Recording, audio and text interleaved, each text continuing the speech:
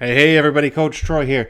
Now you know I love the Atari 2600, and apparently so does Opal.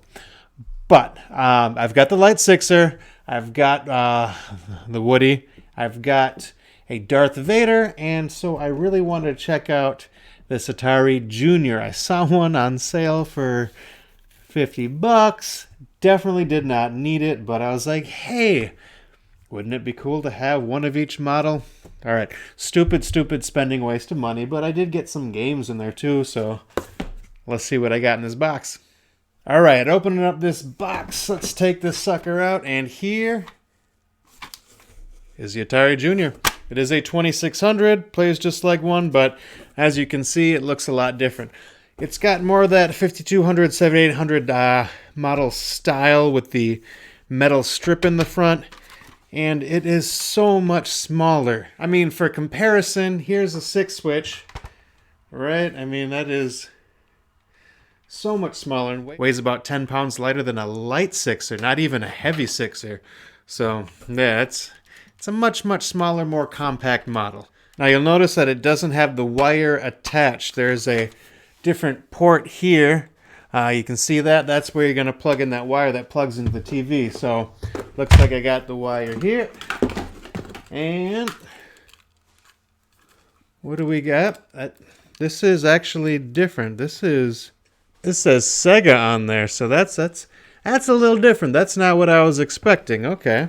All right. So here's my stack of games. 2, 4, 6, 8, 10 games, and it's a little disappointing, unfortunately. Starts off strong with Defender, but then I got 2 Missile Commands. It's actually good. I don't have Missile Command. Got Asteroids, another double, 2 copies of Warlords, a copy of Combat, which every time you find a stack of games, there's going to be a Combat in there. Another double, and it's Pac-Man.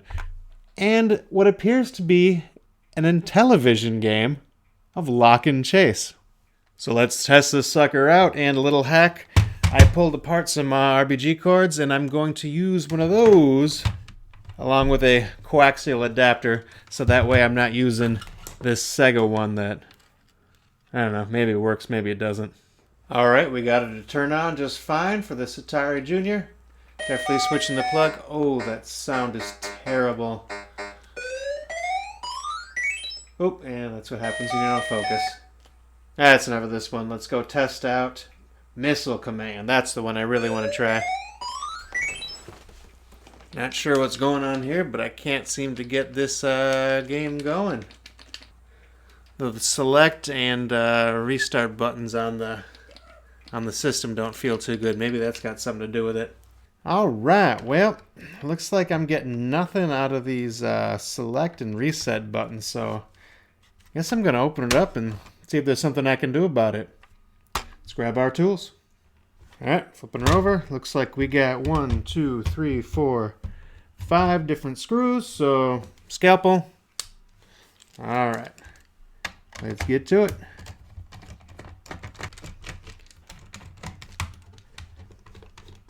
All right, I've never seen the inside of a Junior before, so let's open her up and, ooh. Yeah, a little dusty, a little corroded. So you can see the switches for power in black and white, but this right here is what it's got for the reset and the select. And it looks like it goes in that little piece right there. So maybe that became disconnected somehow. But while I'm in here, let's clean this sucker up. Got a couple little knobs right here and here. We're just gonna push that over. Slide this out. And oh yeah, we got dust bunnies. To the wash with this. Now with this here, we're just gonna get and give her a little bit of an alcohol bath. Make sure we clean inside this port. That's where the reset button was supposed to be, the reset and the select. Just a nice, quick, easy little bath. It's not too bad once that dust is out. You want to get into these controller ports. And right in. Oh, yeah, chunks of stuff came out of that. Definitely use a little bit of cleaning then. All right, now we're definitely going to want to let this sit for plenty of time. Make sure it dries. No wet electrical material getting turned on.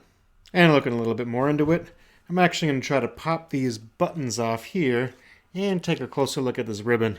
See if I can do anything with it. All right, so I've got these little tabs on these switches. Just going to push them. And they're just going to... There goes one, there goes the other. Pop right off. And I can pull the ribbon out. All right. So this is interesting. Apparently, these little tabs here, they're slightly separated. They're going to push down and connect, make a full circuit on those there. So maybe I'll just give this a quick little cleaning, and hopefully that helps out. Clean, clean, clean, clean, clean. We are a little worn down on that spot in the middle. Hopefully that's not what it is, and then we can't get a full circuit through there. But we'll see. Alright, so I'm definitely going to let this dry. Then we'll go from there.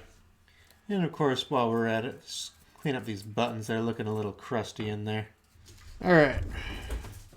Fitting this together ain't too big of a deal. That goes in just fine. The trick was this here. Sliding that through, making sure this stays on quite nice. So, alright, we're threading that through. Just kind of guide it, keep it together. And get it to the end there.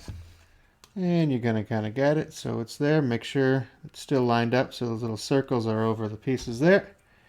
And then, I'm going to pop these back into place.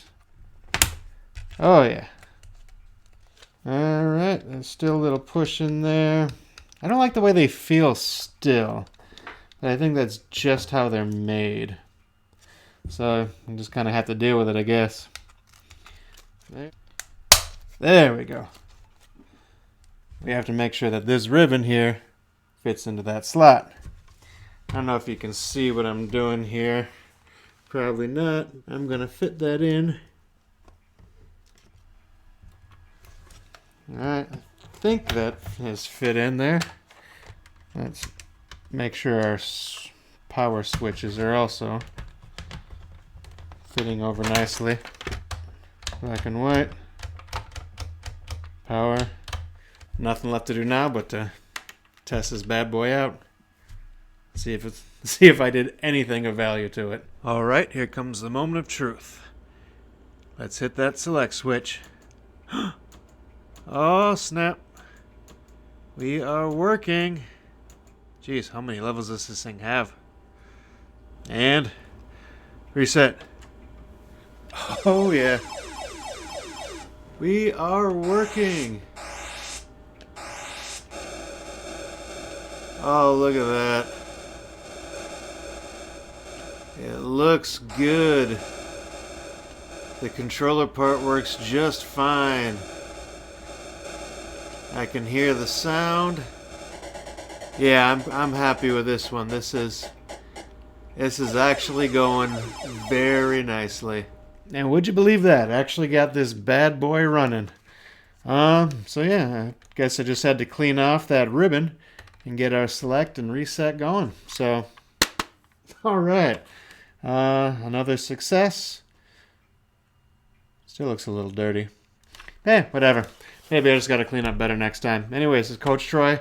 Thanks for watching. Hope you got something out of this, and I'll see y'all next time. Thanks for joining me as I start my journey into the world of retro gaming. If you're interested in my other hobbies of fitness or board games, check out my other channel. Anyways, this is Coach Troy. I'll see y'all next time.